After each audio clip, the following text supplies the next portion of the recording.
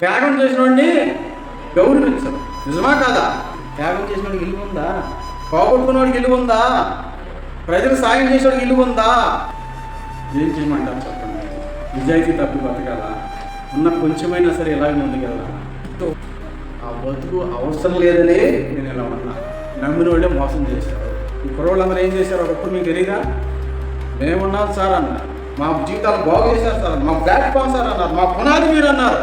సాక్ష్యాలు మీ ముందే చెప్పారు ఎన్నో. ఈరోజు కనీసం కనిపిస్తే పలకరించిన పరిస్థితుల్లో ఉన్నారంటే మనసాక్షి ఉందా? తల్లిదండ్రులు వదులుకుంటారు అట్లా?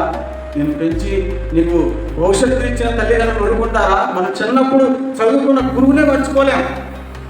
ఈరోజు నీ జీవితం నిలబడిందంటే కారణం ఈ చోటు నేనైనప్పుడు ఎట్ట వదిలిపోతే అసలు చెప్పండి, ఎట్ట మర్చిపోతే అసలు చెప్పండి.